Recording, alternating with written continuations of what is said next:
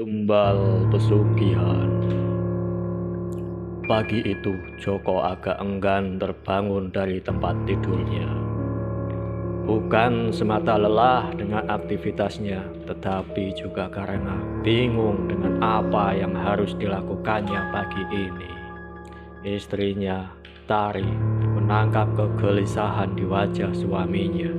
Dengan lembut mengusap wajah suaminya dan bertanya, "Mas, ada apa?" Kalau Mas ada beban pikiran, Mas cerita saja kepada Tari. Jika Tari tidak bisa membantu, setidaknya beban Mas bisa berkurang setelah bercerita.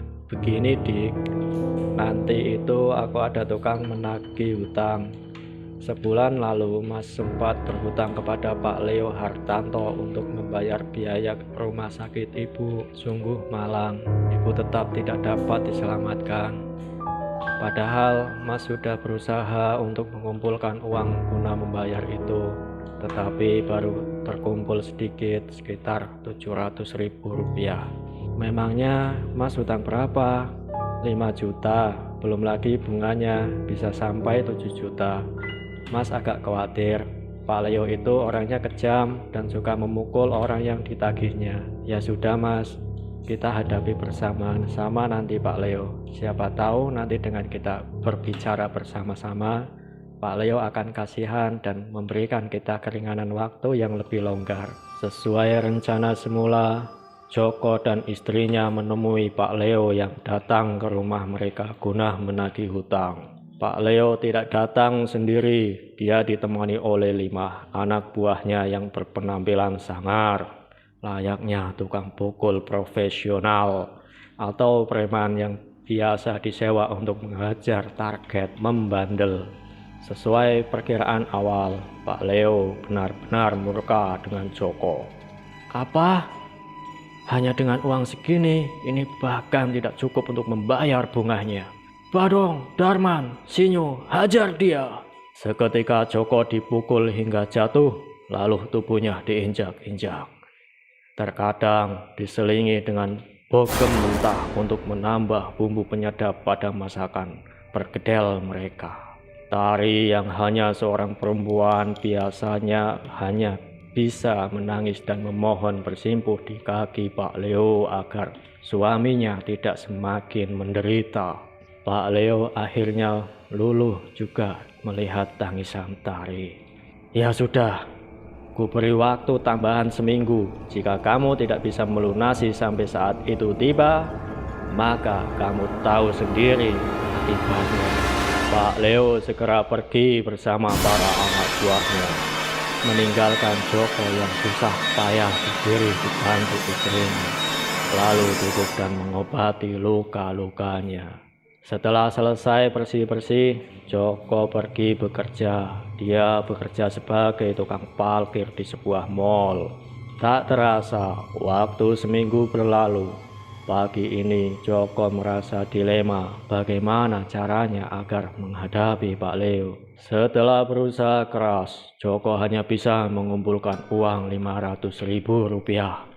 Itu pun sebagai hasil meminjam dan disertai usaha berhemat habis-habisan. Dia tahu uang segitu tidak akan membuat Pak Leo puas. Dia pasti dihajar habis-habisan sekali lagi. Jadi bagi Joko, rasanya lebih aman jika dia asal pergi bekerja lalu menitipkan uangnya kepada istrinya. Tapi timbul keraguan di benak Joko, apakah istrinya akan aman menemui Pak Leo. Akhirnya diputuskan sendiri oleh Joko bahwa dia akan pergi bekerja saja dan urusan menemui Pak Leo diserahkan pada istrinya. Dia berharap Pak Leo bersedia melihat kenyataan bahwa yang dihadapinya adalah seorang perempuan. Joko berharap setidaknya Pak Leo akan memperlakukan istrinya lebih lembut. Dik, aku titip uang untuk cicilan pembayaran hutang pada Pak Leo ya. Mas mau berangkat kerja dulu. Ya Mas, hati-hati. Sebuah potret keluarga yang harmonis meskipun mereka belum dikaruniai keturunan. Joko yang masih berumur 22 tahun memang menikah muda. Bahkan Tari istrinya masih berusia 18 tahun. Mereka berpikir untuk menikmati saja dahulu rumah tangga mereka yang baru berusia 2 tahun. Tari bahkan masih bersekolah saat mereka menikah secara agama dan baru disahkan secara hukum negara setelah Tari lulus SMA. Tari sangat cantik menurut Joko. Jadi dia berharap dengan menikahi Tari, kesempatan memiliki Tari akan lebih leluasa. Sedangkan saat itu, Tari juga tidak memiliki banyak pilihan. Orang tuanya baru saja meninggal tanpa memberikan sedikit pun warisan, membuat Tari menjadi anak gelandangan yang nyaris putus sekolah. Saat itu datang Joko memberikan semangat. Joko membantu semua biaya sekolah Tari sampai lulus SMA. Joko berhasil mendapat seorang istri yang cantik dan sepeninggal Joko, Tari begitu cemas. Bagaimana caranya? Mustahil baginya menyodorkan bayam ke singa yang lapar. Tari sudah pasrah. Apapun yang terjadi, dia akan menerimanya. Pak Leo pun datang. Dia berteriak-teriak memanggil Joko, menyuruhnya melunasi hutang. Tergopoh-gopoh, Tari datang dengan menyodorkan uang yang ada. Maaf juragan, hanya ini yang kami punya. Kami berjanji akan terus mencicil sedikit demi sedikit sampai lunas. Mana Joko? Mas Joko pergi kerja. Dia sudah menitipkan uangnya pada saya agar menyerahkan pada juragan. Mendadak sikap Pak Leo berubah menjadi lembut. Ah, Dik, Tari ini kenapa mesti sungkan kepada Mas? Semua bisa diatur. Dek Tari tidak perlu memikirkan hutangnya Joko. Hampir tersendak rasanya Tari mendengar Pak Joko memanggil dirinya Mas. Pak Joko berusia 50-an tahun, rasanya lebih pas dipanggil Bapak, karena memang seusia ayahnya. Penampilan Pak Leo memang masih gagah, berkumis seperti Pak Raden. Tetapi meskipun masih cukup gagah, panggilan Mas tetaplah canggung diucapkan. Tari meminta Pak Leo masuk lebih dahulu sambil disuguhkan minuman, sementara para anak buahnya berjaga di luar rumah kontrakan yang ditempati Tari dan Joko. Saat Tari membuatkan minuman di dapur, Pak Joko mengikutinya dari belakang. Baginya mengikuti Tari dari belakang adalah kesempatan emas. Menonton laju lenggak-lenggok panggul yang indah, pantat yang besar, bulat, serta montok. Rasanya membuat Pak Leo tidak tahan untuk menyergap dan mendekapnya. Dan akhirnya Pak Leo benar-benar tak tahan menahan gejolak libidonya. Saat Pak Leo mendekap Tari dari belakang, Tari tak dapat dengan jelas merasakan di pantatnya ada benda keras dan lonjong menyodok-nyodok. Sedangkan tangannya terus bergerilya mendekati gunung dan menuruni lembah, berlarian dari puncak Gunung Safa dan puncak Gunung Marwah, menyembelih di lembah Mina. Tari tidak bisa melawan. Jelas Pak Leo lebih darinya. Belum lagi barisan pasukan di luar. Jika mereka turun menyerbu, bukan tidak mungkin nasib Tari berubah. Dari seharusnya diperkosa satu orang saja, yaitu Pak Leo, malah berganti diperkosa 6 orang. Belum lagi masalah hutang. Jika Pak Leo bersikeras menagih hutangnya, dia tidak punya uang untuk membayar. Dan kali ini Pak Leo memberikan pilihan bahwa hutangnya dianggap lunas jika dia bersedia melayani Pak Leo beberapa kali. Sebuah tawaran yang mengguncang iman. Di satu sisi, Tari masih sangat mencintai Joko. Tetapi masalah hutang ini benar-benar membuatnya dilema. Akhirnya Tari tidak bisa memutuskan. Satu-satunya jalan baginya adalah mengikuti keinginan Pak Leo. Dibiarkannya Pak Leo melakukan apapun yang dia suka. Memeluk dari belakang dengan diiringi remasan di dada kiri dan kanannya. Lalu mencium dan mencupang leher Tari. Setelah memanas, Pak Leo menyikap daster yang dipakai Tari ke atas. Dia menjilat punggung Tari, terus ke bawah, sampai posisi menjilat Pak Leo tepat di belakang bokong Tari yang besar. Tari berpikir entah kapan lagi ada kesempatan memantati seorang penagih hutang yang begitu telaten menjilat lubang analnya. Permainan dilanjutkan di kamar istirahat. Pak Leo dengan perkasa menggendong Tari dan diletakkannya dengan posisi terduduk di tepi tempat tidur. Sekali lagi Pak Leo melanjutkan aktivitasnya menjilati tubuh Tari dari arah depan, leher, turun ke dada, pusar, dan akhirnya menu utamanya di lubang kenikmatannya milik Tari. Tari terkadang kegelian karena tergesek kumis Pak Leo. Giliran Tari menerima hidangan utama, sebuah sosis jumbo besar dan berurat diterimanya. Milik Pak Leo lebih besar dan panjang dari milik Joko, sehingga memberikan sensasi ketat dan menjepit khas yang nikmat dirasakan oleh kedua insan itu. Lembut, basah, berkedut-kedut memijat. Apalagi Pak Leo yang sudah lama menduda sejak kematian istrinya, seolah menemukan sumur air setelah begitu lama berjalan di gersangnya padang pasir. Dengan rakus menjilat, menyedot puting susu Tari, lalu mulai dengan ganas memaju memundurkan pinggulnya. Pak Leo serasa menjebol perawan, mengingat begitu sempitnya lubang yang dipenetrasi.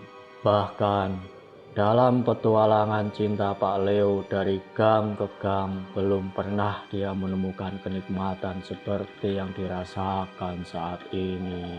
Mereka sudah mencoba berbagai gaya sampai kelelahan. Pak Leo pergi dengan membiarkan Tari terbaring di tempatnya sambil meninggalkan uang sekepok buat nambah-nambah beli make up biar kamu tambah cantik.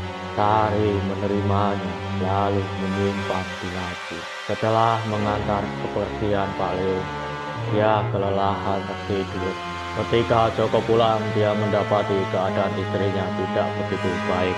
Rambutnya acak-acakan, lipstiknya belepotan, bahkan spray tempat tidurnya juga berantakan. Tapi Tari menepis semua kecurigaan itu dengan mengatakan bahwa Pak Leo bersedia memberikan waktu lebih untuk Joko melunasi hutang. Dan setelah itu Tari perlahan membereskan rumah, lalu ketiduran. Joko meskipun merasa ganjil dengan penjelasan istrinya, hanya bisa mengiyakan saja. Lagi pula Joko tidak memiliki bukti-bukti apapun yang mendukung semua pikiran-pikiran liarnya atas istrinya. Hari demi hari berlalu, tidak pernah ada lagi tanda-tanda Pak Leo datang menagih hutang pada Joko. Di satu sisi jelas Joko senang, tetapi firasat berbisik rasanya ada yang salah, sesuatu yang aneh. Tetapi apa itu? Aku tidak tahu. Beberapa hari ini bahkan sarapan, makan siang, dan makan malam, Tari selalu menyuguhkan hidangan-hidangan spesial. Tak jarang ada lauk daging sapi, ayam, sayur yang lengkap, bahkan beras yang dimasak sekalipun jelas berkualitas top markotop. Jika Joko membandingkan dengan sebelumnya, jangankan daging, ada lauk berupa sambal dan tempe sekalipun sudah sangat bersyukur. Tetapi sekarang bukan hanya kualitas beras yang selalu baik, nikmat ketika disantap, padahal sebelumnya sering hanya beras yang hampir tidak layak, lauknya pun tidak mewah. Bukan hanya itu, penampilan tari sedikit demi sedikit berubah. Kulitnya semakin putih, melengkapi bentuk tubuh indah layaknya artis Aura Kasih yang memiliki lekuk dada dan pantat bulat sempurna. Make up yang dipakainya juga menambah kesan cantik pada diri tari. Masalahnya adalah, dari mana tari mendapatkan uang untuk membeli semua? Nafkah yang rutin diberikan olehnya jelas jauh dari kata layak. Tetapi sekali lagi, Joko menepis semua itu. Jika istrinya menjadi cantik, bukankah dia juga yang ikut senang? Ditambah akhir-akhir ini, tari juga semakin hebat melayaninya di tempat tidur.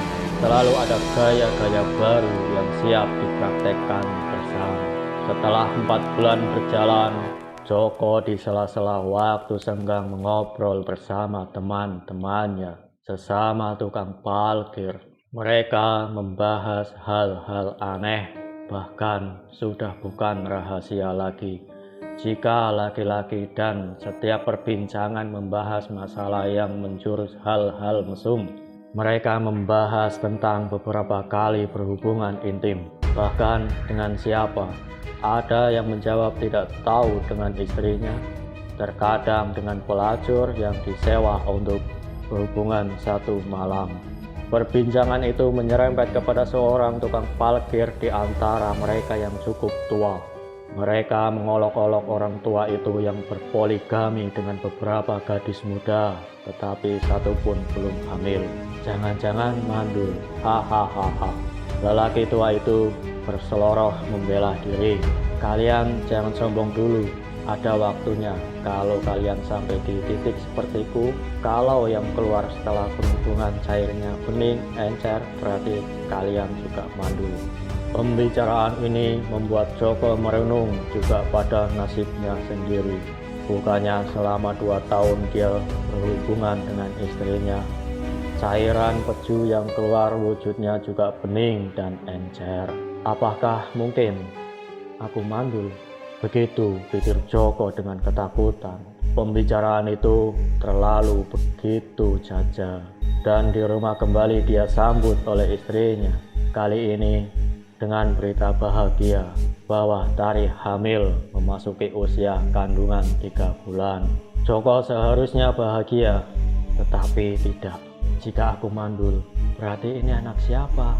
Begitu Joko berbisik dalam hati, tetapi dia diam memendamnya. Jika saja dia memiliki bukti, mungkin dia memiliki pijakan untuk keputusannya. Untuk meyakinkan rasa penasaran di lubuk hati Joko berpikir untuk melakukan sedikit tes sederhana. Dia meminta tetangga kontrakannya mereka untuk sekali waktu melihat ke arah kontrakan yang ditempati Joko. Jika ada gelagat yang mencurigakan atau mungkin saja Pak Leo datang menagih hutang, tetangganya itu meminta menghubungi sebuah nomor milik teman profesi Joko yang sama-sama bekerja sebagai tukang parkir. Hal itu dikarenakan Joko tidak memiliki handphone sendiri, padahal Tari memiliki handphone sendiri. Entah dari mana dia mendapatkan itu, Joko tidak tahu. Tari pernah menyodorkan HP itu agar dibawa saja oleh Joko, tapi Joko terlalu gengsi menerima suatu dari Tari. Dia berkeyakinan seharusnya lelaki yang memberikan nafkah itu istrinya, bukan sebaliknya. Lagi pula ada ketakutan tersendiri di hati Joko yang sulit dijelaskannya. Mungkin penjelasan logika yang mudah dikatakan oleh Joko adalah dia tidak tahu asal-usul uang yang digunakan Tari membeli semua kebutuhannya itu. Joko sengaja pulang cepat setelah mendengar informasi tetangganya bahwa Pak Leo mampir di rumah. Begitu sampai, Joko tidak leluasa langsung masuk ke rumah dikarenakan ada 5 pengawal Pak Leo berjaga di luar rumah. Joko hanya bisa mencoba memulai jalan yang tidak terlihat oleh 5 orang menakutkan itu. Lalu mengendap-endap di sisi tembok, mencoba mencerna apa yang terjadi di dalam rumahnya dari suara yang bisa ia dikenali. Hasilnya adalah suara-suara mengeluh, beradu dengan suara-suara manja istrinya meminta lebih kepada Pak Leo. Ayo dong Pak, lebih cepat. Masa gitu saja udah capek? Iya sayang, ini sudah diusahakan. Joko mengintip sedikit dan bagaimana liar dan ganasnya Tari melayani Pak Leo membuat hati Joko hancur. Terselip sedikit rasa iri. Mengapa Tari tidak pernah melayani dirinya begitu bersemangat ganas seperti saat ini? Ukuran batang milik Pak Leo juga membuat iri dibanding milik Joko yang seukuran batu baterai. Ukuran milik Pak Leo sebesar teh botol pucuk harum kecil. Melihat ekspresi Tari, Joko bisa membayangkan bagaimana perbedaan rasa nikmat yang dialami jika memilikinya dan milik Pak Leo sebanding dengannya. Joko hanya menunggu selama 2 jam, tapi rasanya menunggu begitu lama. Pak Leo selesai melakukan pekerjaan sebagai lelaki. Dia meletakkan amplop besar berisi uang. Pak Leo kemudian pergi sambil berseloroh di anak buahnya. Oh, memang rumput tetangga lebih nikmat, apalagi pertelonnya yang begitu indah. Sambil memberi kode jempol, pergi dengan muka berseri-seri. Tinggallah Joko dan Tari dengan keadaan mereka masing-masing. Saat Tari bersih-bersih tubuhnya, Joko masuk dengan sedikit kasar. Tentu saja Tari kaget dan menyangka suaminya datang secepat itu. Dan tidak menyangka suaminya datang secepat itu. Tega kamu, Dik. Kamu berselingkuh dengan Pak Leo. Tari langsung bersujud di kaki Joko. Mas, aku bisa jelasin semua itu karena aku terpaksa, Mas. Kalau aku tidak menuruti permintaan mereka, mereka akan terus menagih hutang. Bahkan jika bisa saja mereka berlaku kasar sama Mas. Aku benar-benar kecewa. Kenapa kamu tidak ngomong? Kamu diam selama ini. Lebih baik mereka memukuli aku. Aku terbunuh pun tidak apa-apa. Asalkan kamu baik-baik saja. Tetapi ya memang kamu baik-baik saja sih. Aku mohon Mas, aku mohon jangan ceraikan aku. Aku cinta sama Mas Joko. Pak Leo bisa mendapatkan tubuhku, tetapi hatiku hanya milik Mas Joko. Sudahlah Dek, aku sadar mungkin hanya Pak Leo yang bisa membuatmu mendapatkan semua yang kamu inginkan. Dia kaya, mulai detik ini kita bercerai.